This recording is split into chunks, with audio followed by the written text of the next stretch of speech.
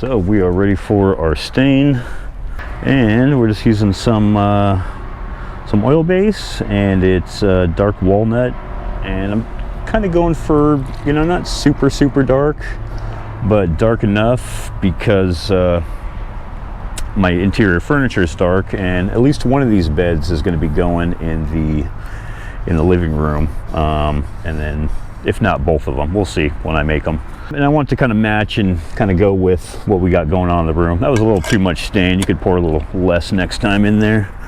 Did our sealer, took 220, scuffed it all down. It's all nice and smooth. Everything feels nice and smooth. And then we took our tack rag, wiped it all down, dusted it all off, got all the dust off it, and now we're ready to put some stain on. And also I got a staining pad. See, these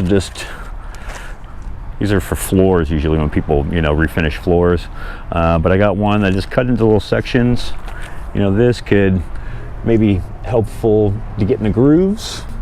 One thing I noticed is when I cut it up, it did start to shed a little bit. I tried to trim it, and so I'm gonna have to really watch that. These are made to not shed, but when you cut them, then it kind of messes with them a little bit. So if we're gonna cut them up, watch the shed. I'm gonna go ahead and start. I'm gonna do this, and then I'm gonna go ahead and start on the side.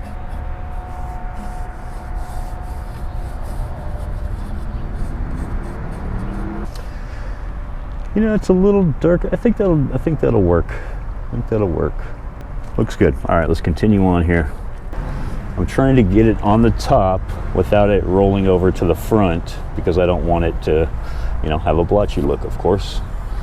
Also, I'm kind of getting used to this stain pad because I haven't really, I don't know if I ever used a stain pad before. I might have.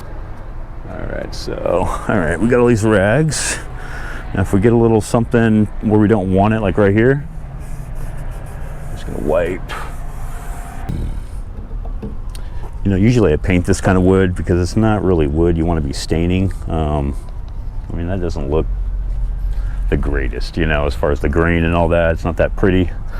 And just the, you know, the overall color of it is kind of drab. It's not that pretty. So you don't stain cheap stuff. You usually just paint it because you want to cover up the grain, and there's knots and all this stuff, you know. All right, so we're gonna go ahead and do this back. Let's get that done.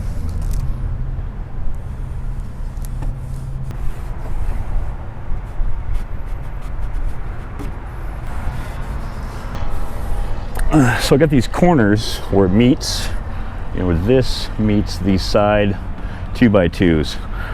So I got two choices. I can take a brush and I can cut that in and keep the stain off of that, or I can do all these and then do these sides going up, because you don't want to, you know, like I said, and I'll keep repeating, you don't want to get stain here and then go do something else and then come back in, you know, 10 minutes and then stain this. It's gonna make a blotchy look because there's more stain applied. It gets darker the more coats you do, right? So, all right, so we're gonna go on the top here. Let's get it in there. Yeah, it's working nice. I like that. There we go. All right. Okay. Continue on the front.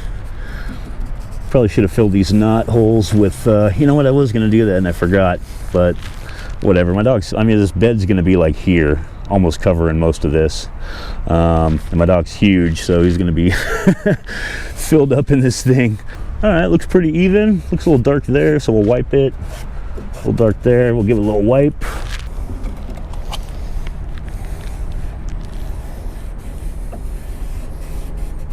Kind of get above it, and you can check both sides. You know, look here, look there, and I think that looks good. Whoops, that was a lot of stain I just put right there. So maybe I'll take the stain here, and I'll be able to do both these sides.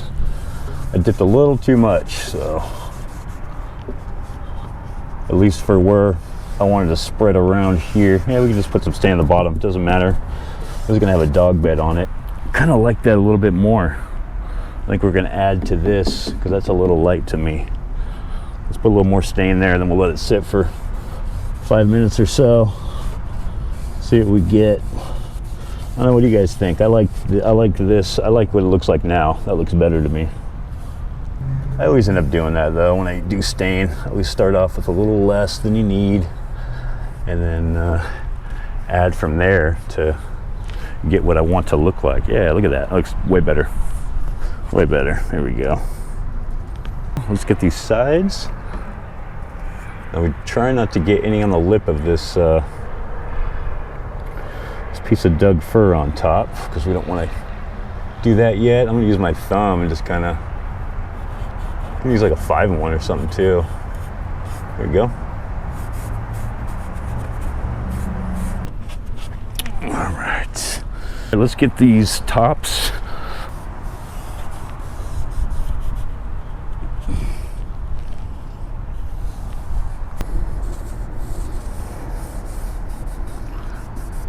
Don't be afraid of the stain, just put it on there. A lot of people are intimidated by it, and I understand why, but it's fairly simple as long as you just kind of stay focused, stay on your task.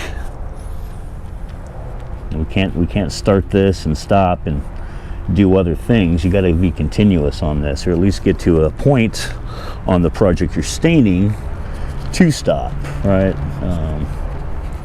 Like if I completed both sides and there was no overlap and I didn't have to worry about it. But we got to also keep double checking. Like I just looked up and I noticed, uh-oh, I got a little extra there. You know, maybe I need to run that whole side again real quick. There we go.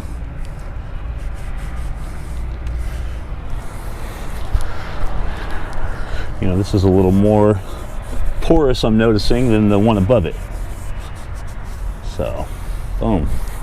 You know, we did 3 passes on that one, and we only did 2 passes on this one, right? So, sometimes you add a little more, and sometimes you take a little away.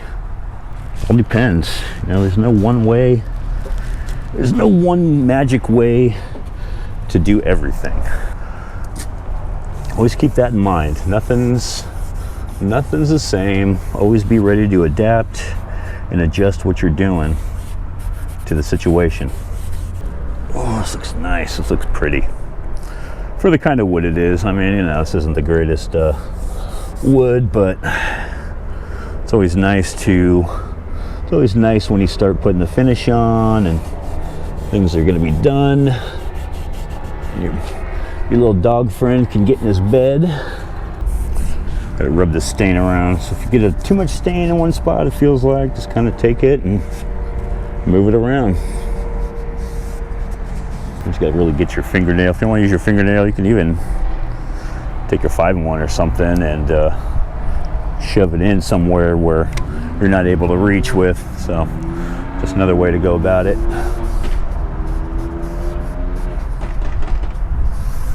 Almost done. Let's get this wrapped up. Okay.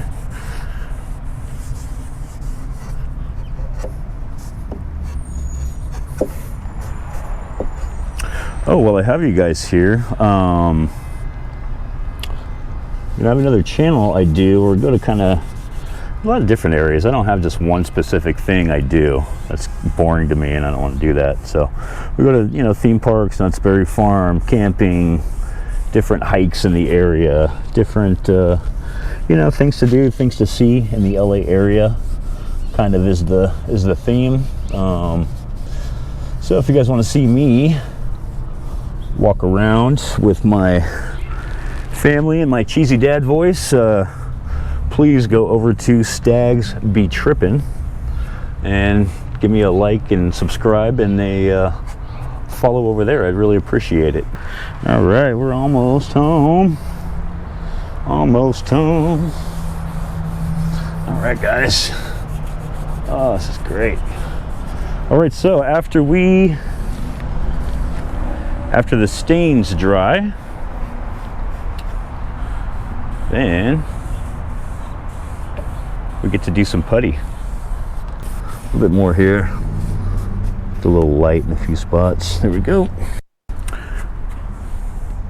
All right, let's look this way. So when you look, go one way and then go the other. So if we walk around this way looking for flaws, we're then, so I looked at that angle, and now we're going to look at this angle.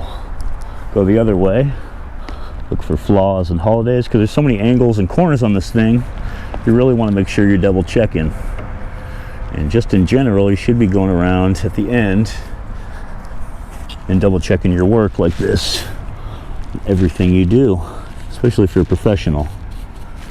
Hey everyone, so here is our little dog bed. We got the little letters for Big Boy. We got his name on there, and I like how it came out. It's got some grass in there from my landscape. It came out really nice, and I'm happy with it. So all right, next we're going to do clear coat and putty, and we'll go over the steps on doing those.